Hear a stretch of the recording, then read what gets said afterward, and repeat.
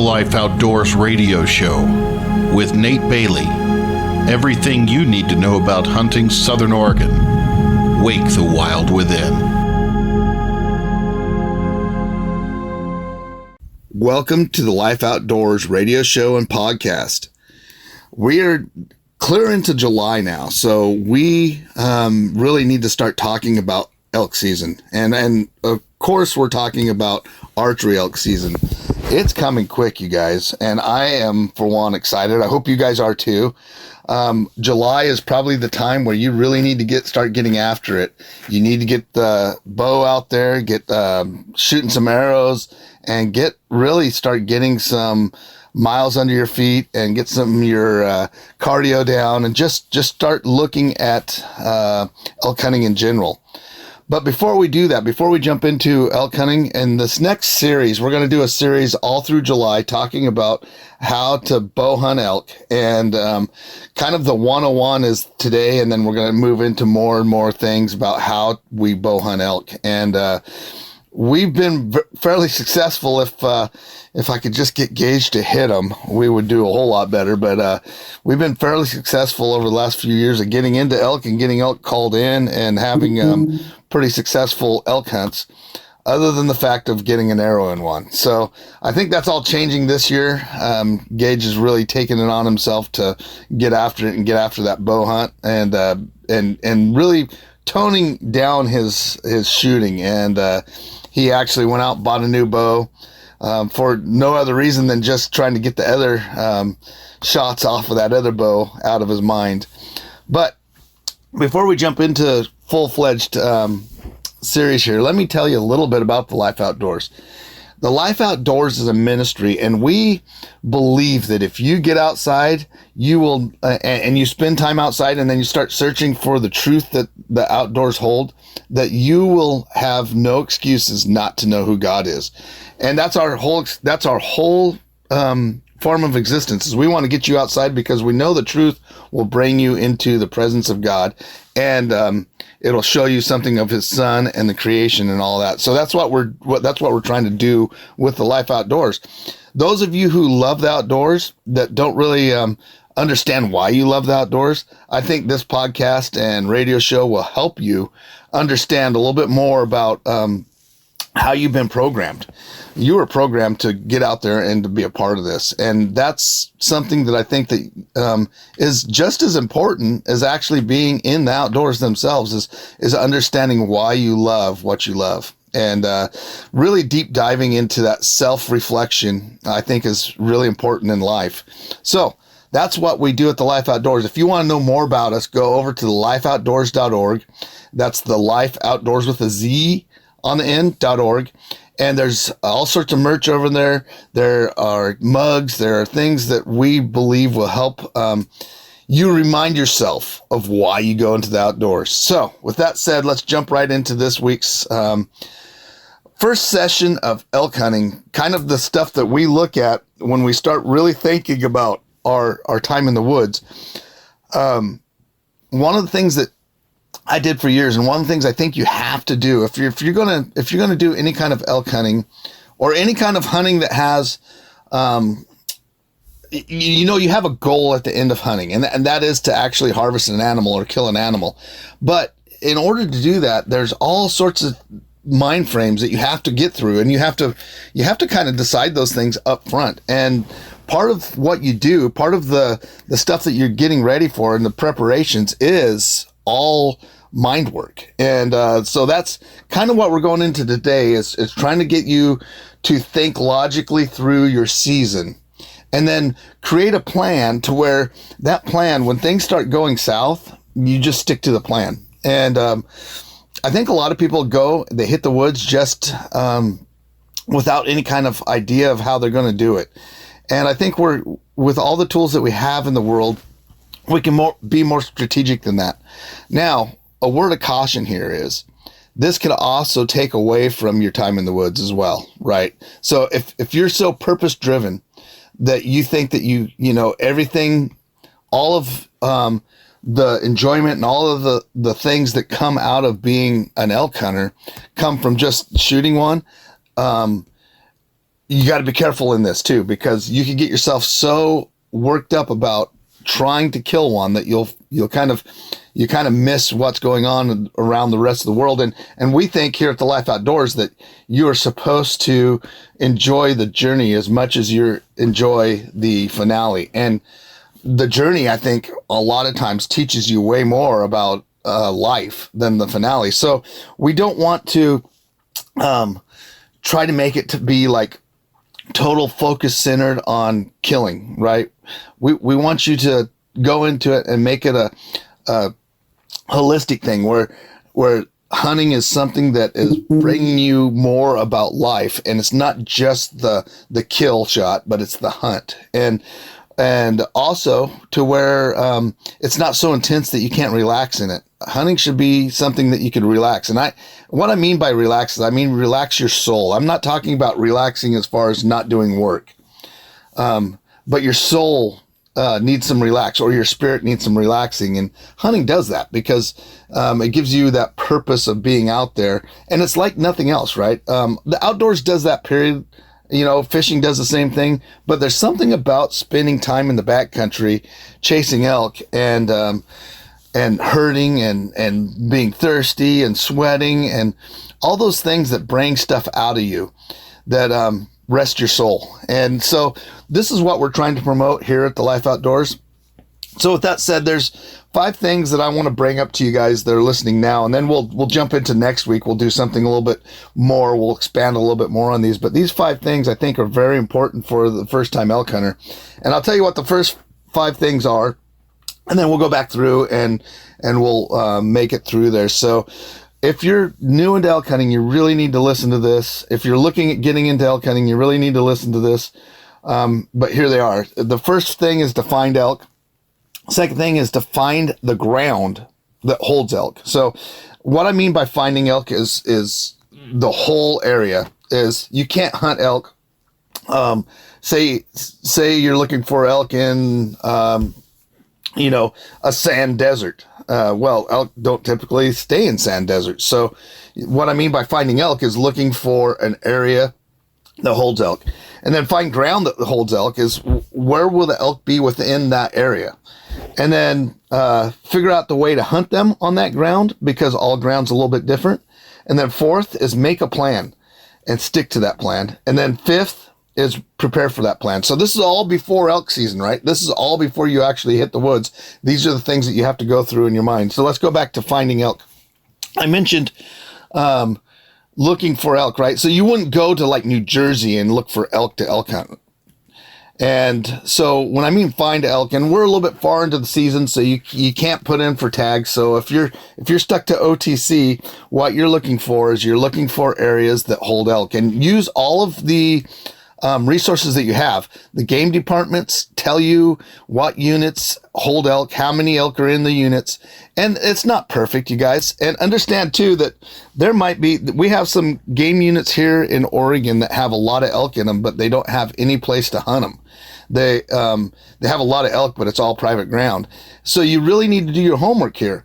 You can't just go off of, the numbers in the game department. You have to actually start looking at the unit itself. There are several tools out there for this. Onyx has a tool, Hunting Fools, Go Hunt. All these tools that are out there will help you find these areas that have elk, and elk per, like, say, mile of public land.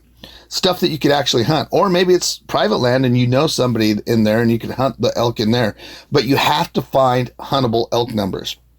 Now, one word of caution here is don't just go into that unit thinking that you're going to hunt that unit without looking it over, because some units have a lot of elk in them and they're all in private, and some units have very little elk in them, but they have so few places that the elk will stay that the elk get concentrated. So it seems like there's a lot of elk in there. If you get in on them, and say a unit that has one drainage that holds elk in it, but it has 500 elk in that drainage, is better than a unit that has 100 drainages that has 1,000 elk in it. because they're not going to be as concentrated as much. They're going to be moved around. So you do your homework, find the elk. The second thing is find the ground in those units. So once you've figured out where you want to go, what you can do, right? Because not all units are created the same. Then you need to go and you need to start looking at the ground. And the way I do that first is I do it through the computer. I will go on Google Earth. Google Earth is one of the first places I go to, and I do 3Ds. There's no better 3D than Google Earth. And then you start looking for those benches, for the water holes, the creek beds, and the stuff that the elk are going to hit. Elk like water, especially during the rut. They're going to be closer to water during the rut. We find that elk, even the elk that are on private ground, will come up into the springs during the rut. So like during rifle season, they'll stay on that private ground and they grow big bulls down there. Most of the year they grow, down there. But most of those ranches are butted up against where the springs start, which is on the hillsides. And so if you find where there's elk on ranch most of the time, and then you look up on the hillsides during that September time frame, those elk will be up in the middle of all of those springs. And so that's one of those ideas of finding that ground. Another thing is looking for the northern slopes where they're going to be going to for beds during the day. Most of the elk that we shoot are during the middle part of the day, so we're always looking for the places where they're going to bed.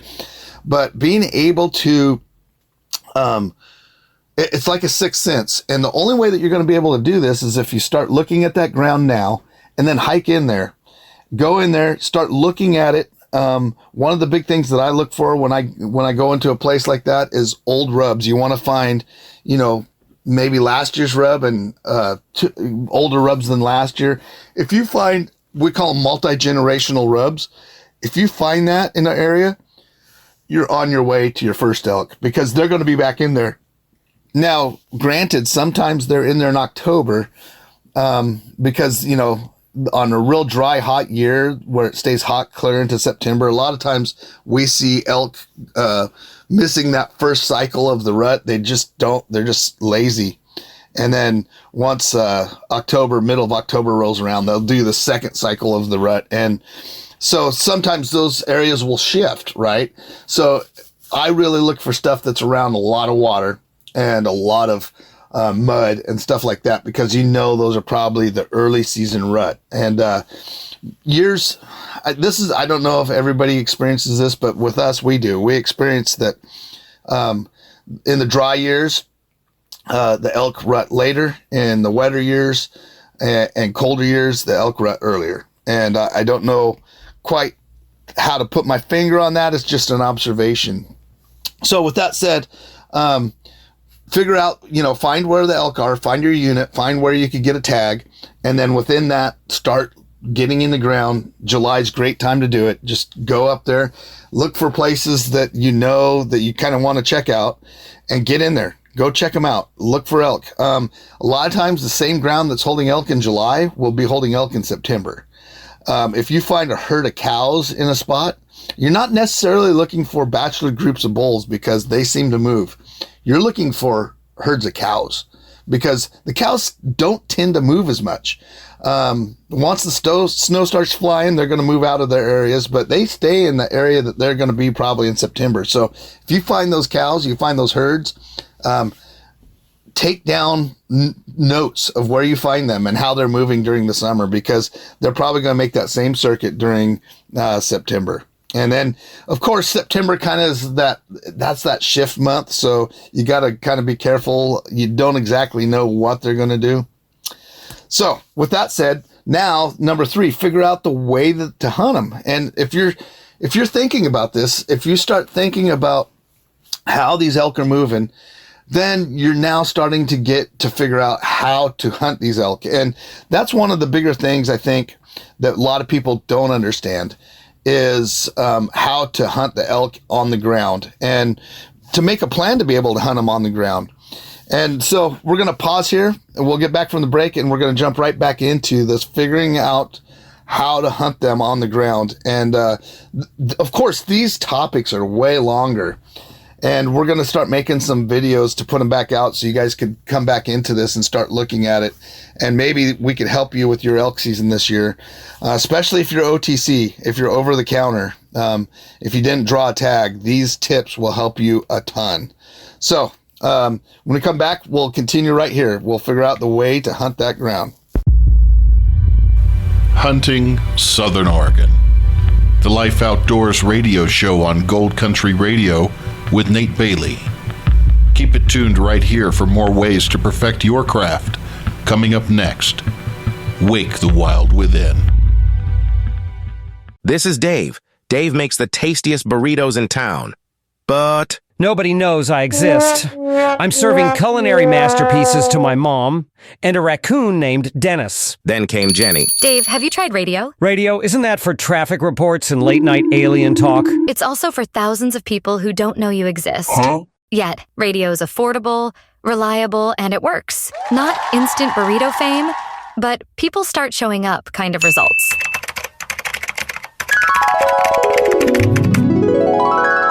So I partnered with Gold Country Radio, and now people know I exist. I've got new customers, catering calls, and Dennis brought a possum. I think they're dating. I told you. Radio gets your business heard. Next up, we a second table, maybe indoor seating. Want to get your business heard? Visit goldcountryradio.org and click Contact to get started. Radio, small budget, big reach, real results. The Life Outdoors radio show with Nate Bailey. Everything you need to know about hunting Southern Oregon.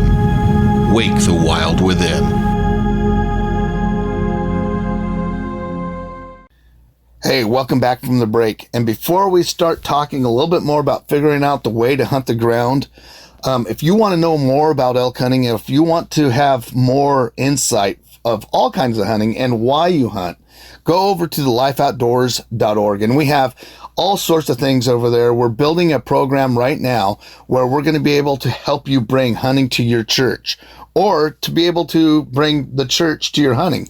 And we're talking about things like why we hunt, and then we're also talking about how to hunt. So we just believe that if we get you out there, you're going to know more of Christ, and you're not going to have any excuses of who God is. And we know that the world that he has created is something that is in us, and it's for us, and it's something for us to get out and to experience. So with that said, the Life Outdoors with a Z on the end. All right, let's jump right back into it. This is the third thing. Remember, we talked about finding elk in a certain unit, and then we've talked about finding the ground that holds elk, and then now we're talking about figuring out a way to hunt that ground. And what I mean by figuring out a way to hunt it is you have to know what your winds are doing in there. You have to know how you could approach a certain spot. One of the things that we have found out, especially Cascade-wise, not so much over in the Eastern Oregon stuff that we hunt, but especially Cascade, because Cascades have long ridge lines, and not that Eastern Oregon doesn't, but the Central Oregon stuff that we hunt has, deep scabs and little crevices that go down and things like that. And they could be a mile down, but some of the stuff that we hunt in the Cascades is 3 miles long, canyons that are 3 miles deep and or maybe not 3 miles straight down, but the way that we approach them are 3 miles down. So one of the tendencies for people to do when they're elk hunting is to be in the bottom of those canyons and try to make their way up to a bugling bull. And the problem is I don't know if you guys have ever, when you're glassing, you always pick the high spots because you can see so much below you, right? You have a area that you could see from one point to another. Whereas if you're down in the bottom, you can't see nearly as much. And elk will tend to do that. So when they're in the rut, they're not only worried about predators, but they're worried about other bulls. And so if you're trying to sneak up on a bull going uphill at him, he's going to spot you 9 times out of 10. And, I don't care how good of a sound you make and how good your wind is.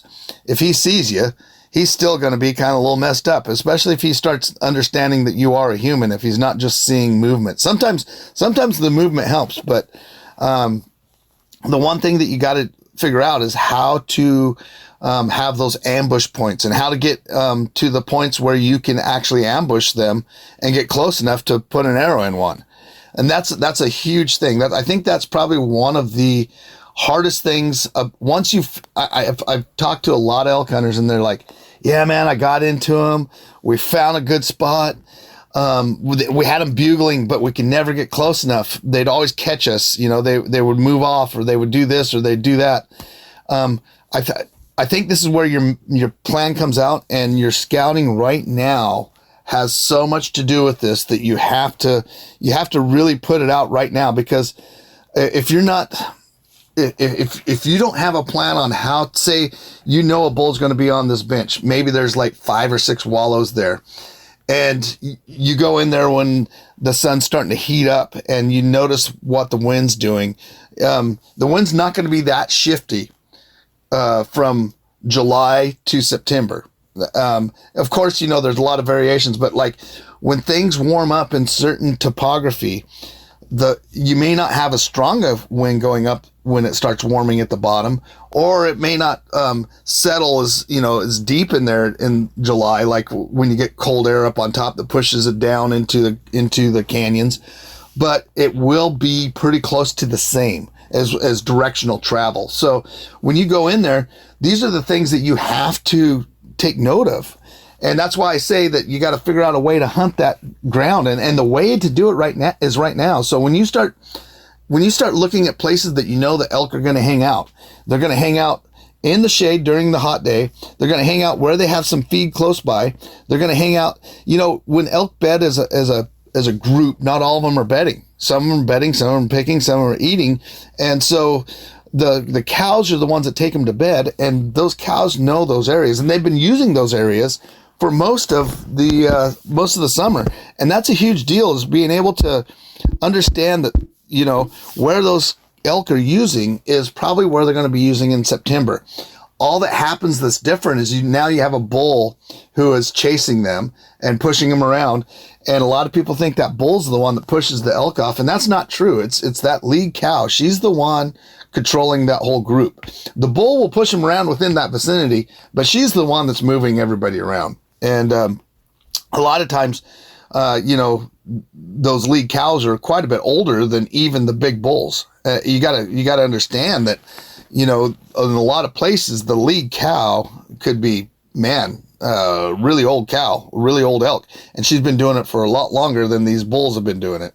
So, understand that and get in there, start hunting that ground, start looking at how you would hunt it during that time of year. One other thing that you have to really understand is when you look at that ground, and this takes a couple years sometimes to figure it out completely, but understand that what's going to happen when the first rains start coming. And that's a big deal, because sometimes those first rains will bring on mushrooms, and that'll just change the elk in a day. When it starts raining and then especially when it rains and then the rain goes away and it starts getting warm again, those mushrooms start popping. That's going to move those elk completely in a different spot. And so you got to understand these things. These are the kind of things that you got to look for. But they will always return to those areas where the rubs are. You're always going to find elk there. And so that's one of the big things that you want to do. So start understanding that. Figure out how to hunt now, and then start making a plan. And when I say make a plan, I'm talking, this is number 4, by the way. So what we've gone through already is find elk, find ground that houses the elk in that area, and then figure out how to hunt it. Now is time to make a plan. And what I mean by making a plan is you need to get out there, and you need to have, say 5 or 6 of these areas set aside. I like to go in with 10. Sometimes that's a bugger on me, because if I have too many areas, then I'm always wondering what's going on in the other area. And I, regardless of what you think about trail cameras, that will help your planning immensely. But make a plan. Figure out how you're going to approach the season.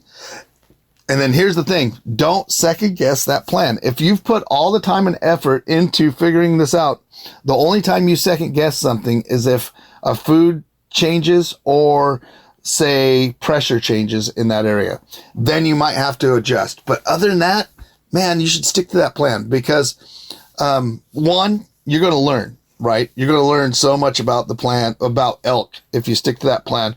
And two, if you do audibles all the time and second guess yourself all the time, you'll find yourself chasing your ideas and not chasing elk. And what I mean by that is sometimes elk just take being there and just gritting it out and just keep it after it and keep going. And so if you see sign in an area, you just stick with the plan and you will find elk. You'll eventually run into them. That is probably one of the biggest tips that I could give you is just keep after it. If there is elk in the area, and you'll know if elk are there. They are, even in Eastern Oregon where sign dries up really quick, you will still understand that there are elk there. Use your cameras if you have to. Put them on the elk trails. Use something to keep you going because, man, I've been around elk for 5 days and not seen any of them. Knew I was around them, could smell them. There were new tracks on the trails. And then on that 6th day, one of those cows come into heat and the whole woods erupt and you have bulls all around you. And it's like something changes and you just can't do anything wrong then.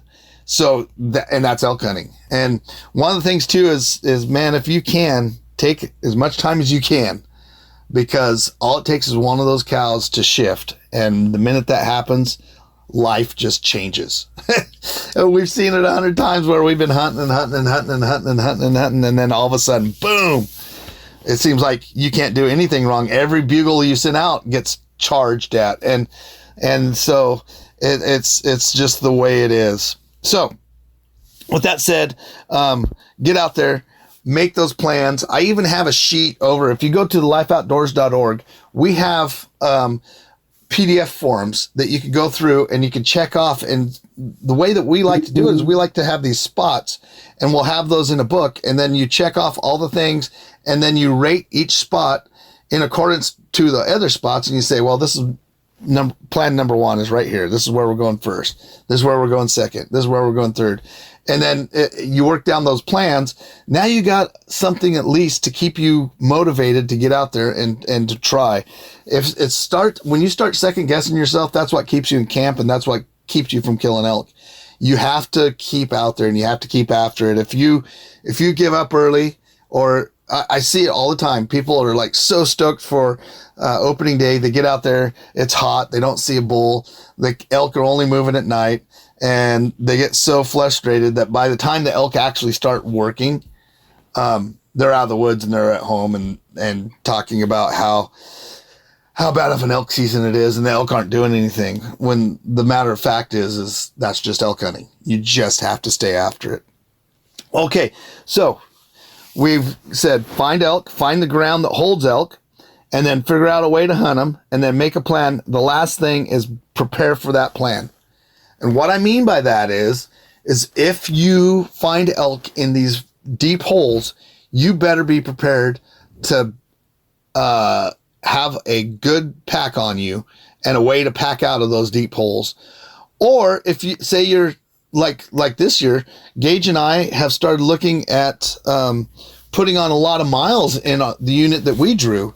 We're gonna put a lot of miles on chasing bull bugles, and we're gonna use our mountain bikes to do it. So you need to prepare for that. You need to get you can't just jump on a mountain bike and put on 15 miles a day and expect your butt not to hurt. So you have to start doing that now. That's why we're talking right now. And then get rid of some of those extra pounds. Get rid of some of that weight. Get your tendons loosened up. Don't just jump into this thing. I mean, the older I get, the more I have to do this. When I was younger, I would just jump in and go for it. And some of you guys that are in your 20s and 30s out there, even some of your 40-year-olds, are that's how you do things. But man, I'll tell you what, if you, even in your younger years, if you prepare a little bit ahead of time, get out there, start, hiking the same hills and put some of that weight in your pack and start really getting after it. If you start doing that a little bit more, I bet you that you will stay in the woods longer. You won't get and try to stay in the camp. You know, camping's awesome. It's great. I love it. But there's times when the lure of that camp is wrong, where it's going to keep you from killing that elk. And so keep your camping for camping. Do a lot of your camping in the summer. Go out there and you know, do some scouting, come back to camp, hang out in camp, go hit the swimming holes and do all that stuff in the summer, because when elk season comes around, you only have a few elk seasons in your lifetime. And I mean, we're really lucky here in Oregon because we get to hunt every season. Every elk season we're hunting. But some of you guys listening to this probably only get, you know, a few of those in your lifetime. So you want to make the very best of those. And I'm not talking about, you know, even killing a big bull. I'm just hunting elk is amazing, but you want to maximize that to everything that you do. So planning and preparing is a huge part of that. So hopefully you guys, this is part of our elk season. We're going to do this clear up until September. We're started in July and we're going to run this completely into September. And keep an eye out on our YouTube channel because we got some great tips coming down on the YouTube channel.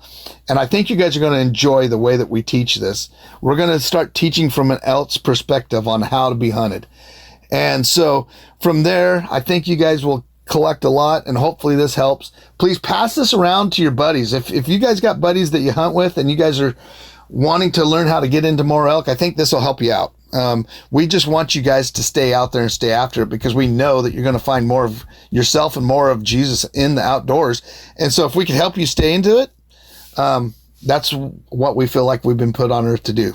All right, you guys, thanks for listening, and hopefully this helps you. And until next week, get out there and wake that wild within. Thanks for listening to the Life Outdoors radio show. Tune in next Sunday evening at 7 p.m. to continue to hone the primitive skills that man has always been meant to master. Hunting, Southern Oregon. The Life Outdoors radio show with Nate Bailey. Wake the wild within.